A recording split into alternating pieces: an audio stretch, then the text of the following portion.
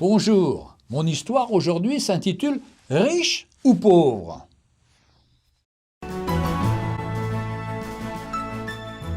Lorsque j'avais 15 ans, mes parents m'envoyèrent à la campagne afin que je me rende compte de la dureté de la vie. En effet, je n'étais pas conscient du privilège d'être né dans une famille aisée et je manquais de reconnaissance. Privilège, c'est du moins ce qu'ils croyaient. Ils m'envoyèrent passer un mois chez ma tante, dans une famille de paysans du Jura, dans l'est de la France. Pendant un mois, je vécus dans cette famille paysanne, passant mes journées dans les champs. À mon retour, mon père m'interrogea. « Que penses-tu de ton expérience à la campagne ?» Je répondis évasivement. « Oh bien !» Mon père insista. Il voulait savoir « Qu'as-tu appris ?» J'ai appris que nous avons un chien et qu'ils en ont 4. Plus des chats, des lapins, des poules, des cochons, des oies, des canards. Nous avons dans notre cour une grande piscine avec de l'eau traitée qu'il faut nettoyer régulièrement, mesurer le pH, rajouter du chlore. Eux, ils ont une rivière entière d'eau cristalline, avec des poissons ainsi que d'autres belles choses. Nous avons une installation électrique dans notre jardin. Eux, ils ont la lune et les étoiles pour les éclairer. Notre jardin arrive jusqu'au mur, le leur jusqu'à l'horizon. Nous mangeons des plats cuisinés tout près. Eux, ils cuisinent de bons petits plats.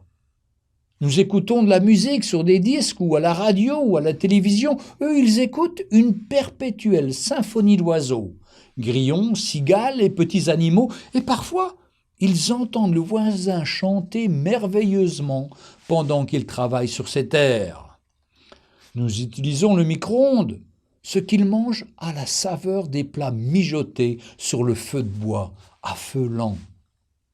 Pour nous protéger, nous vivons entourés de grands murs avec des alarmes, des clés, des digicodes. Eux, ils vivent portes ouvertes, sans clé, protégés par l'amitié des voisins.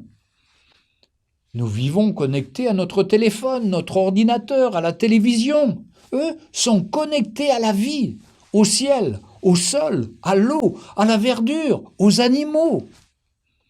Mon père fut profondément impressionné par mes réflexions. Enfin, je conclus. « Merci, papa. Tu m'as permis de comprendre à quel point nous sommes pauvres. Chaque jour, nous sommes plus pauvres. Nous voulons toujours posséder, posséder, posséder, chaque fois plus.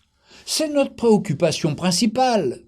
Ceux qu'on appelle les pauvres, en fait, sont très riches. Beaucoup plus que nous. Ils sont riches de la vraie richesse. Gary Snyder a dit « La vraie richesse, c'est de n'avoir besoin de rien. » Et c'est vrai. Celui qui a trouvé Jésus-Christ comme son Seigneur et Sauveur n'a pas besoin de tout ce que propose ce monde. Il peut vivre heureux en relation avec son Créateur. Êtes-vous heureux? Avez-vous cette vraie richesse du cœur?